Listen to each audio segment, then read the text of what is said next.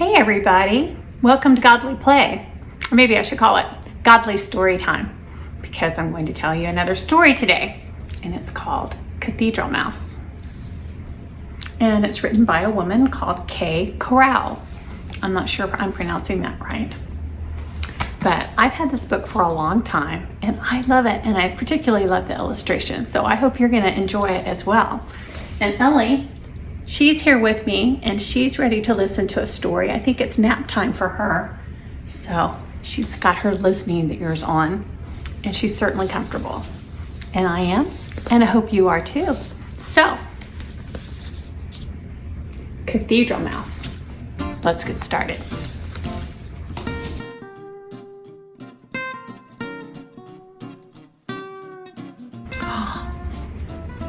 Look at that.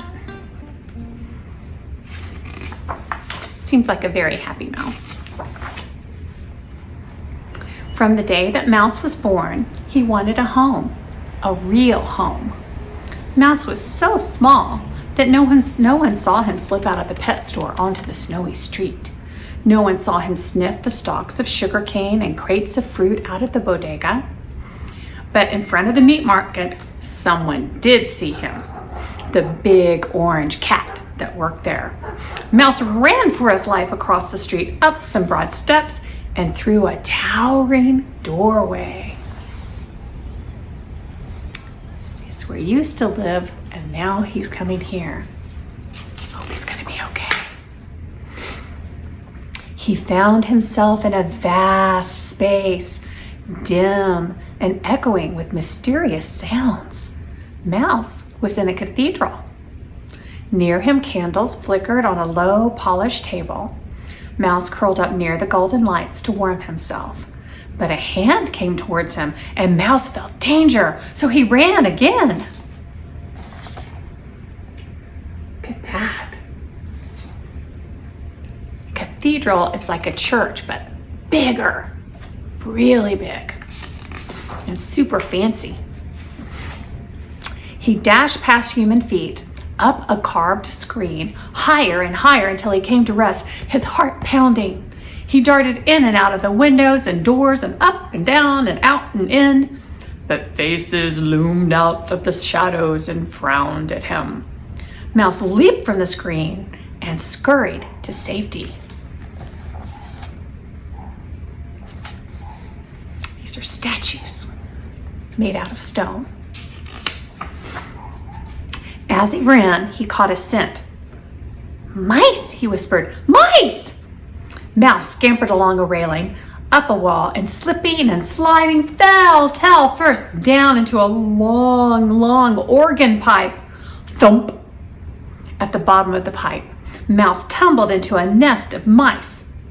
"Out! Get out! You're not one of us!" they hissed. They were large and gray, and Mouse was small and spotted. "But," said Mouse.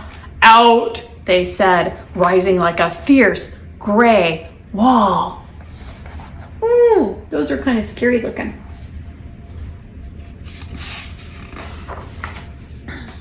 Mouse ran out through a hole in the organ pipe and fell head over heels into the choir stall. He ran along the top and leaped over the edge. He landed on the head of a carved lamb and slid down its nose into a cozy hollow. Mouse hid there, his heart still thumping. No one came. It was quiet. So Mouse curled his tail over his nose and snuggled down. Then crash! A large hymn book fell through the air and narrowly missed him. Oh my goodness, who knew that a cathedral could be such a dangerous place? I guess if you're a mouse. Mouse dashed away, running to find a safe place. Finally, he reached the top of a stone pillar. "Oh, I'll sleep here for tonight, and tomorrow I will find a home."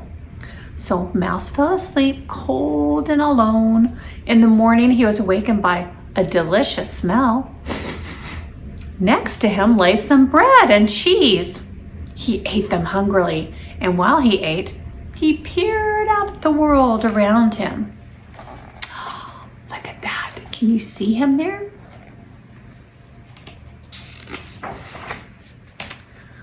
Light fell jewel bright through the windows. Pale ribbons of light cut through the endless space.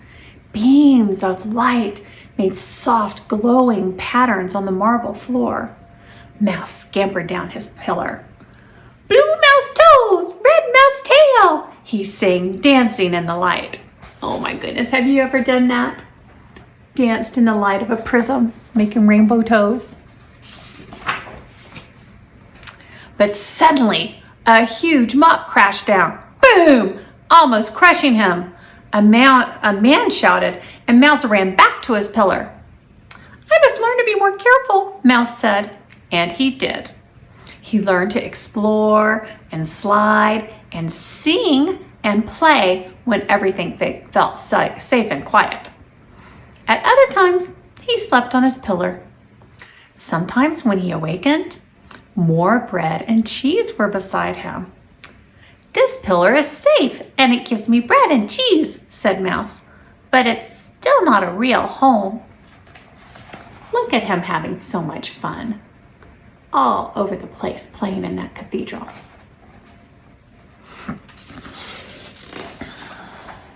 One day, Mouse almost dashed against the shoe of a man.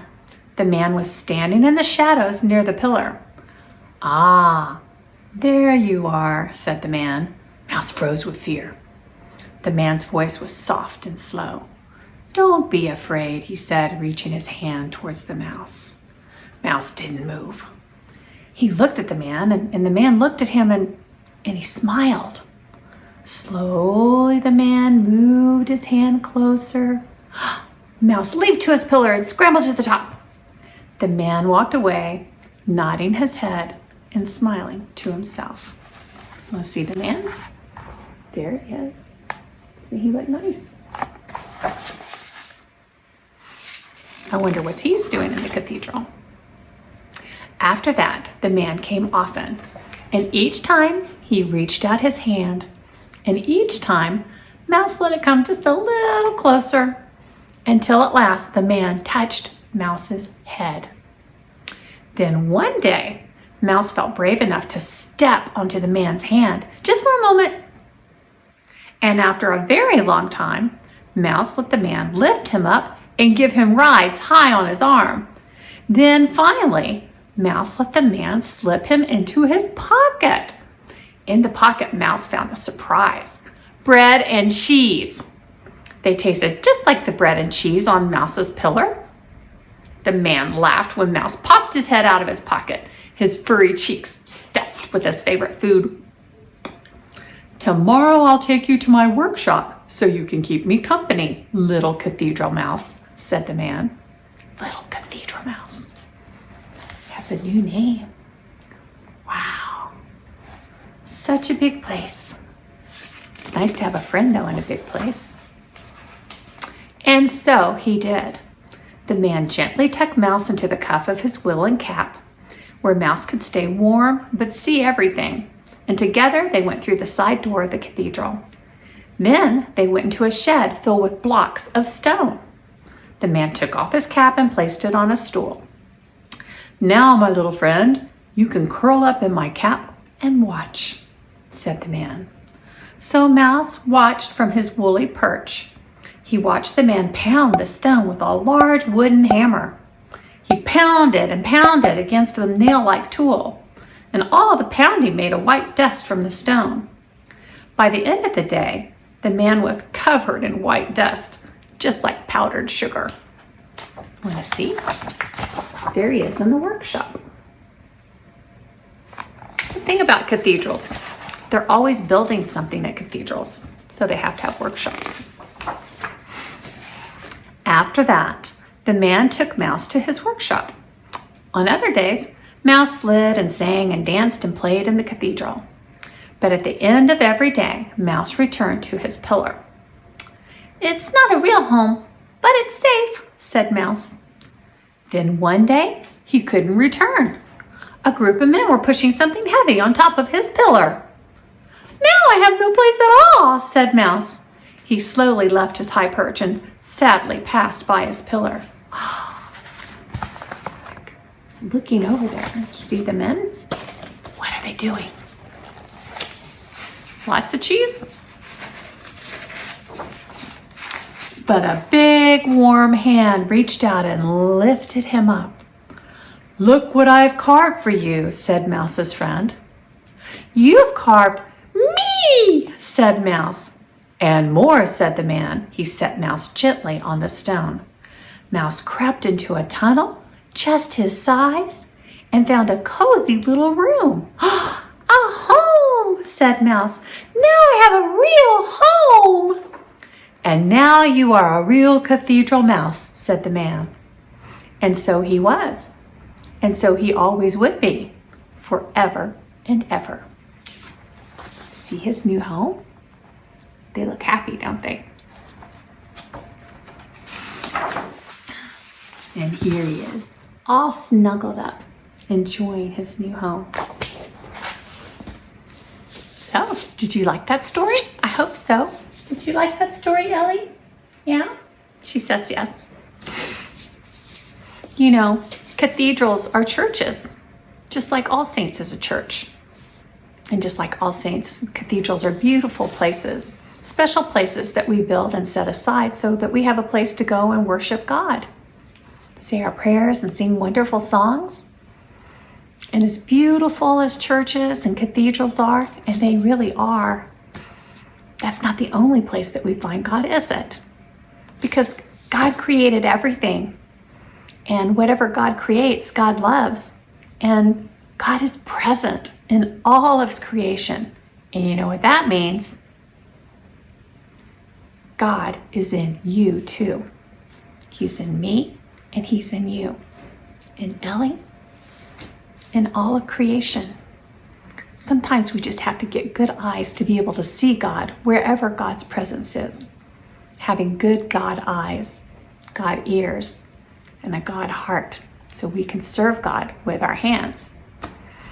So, I hope you liked that story. Maybe you'd like to name the little mouse something besides Cathedral Mouse. What could it be? Or the nice man. And I wonder, what you think of that man? Why was he so nice to a mouse? A lot of people consider them pests, but he didn't. He didn't make the mouse an enemy. He made the mouse a friend. I wonder if we can do that with things that maybe we're scared of. Maybe we could take care of things and become friends, even with something that might seem scary at first.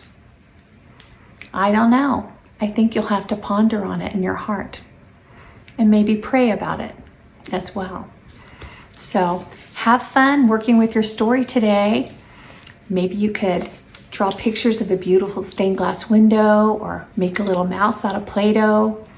So many things you can do to enjoy thinking about this story, because it's not just a story, it's telling us about our lives and the opportunities that we have each and every day to reach out and be the love of God in this world.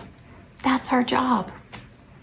So have your feast time. Getting close to Thanksgiving, so there's bound to be something good to eat in the house. And say your prayers, because God is always, always listening to you, because God loves you so very much, just the way you are. So have a great week this week. Thank you for spending some time with me today. And I hope you have a wonderful week. And I'll see you next time. I love you. Bye.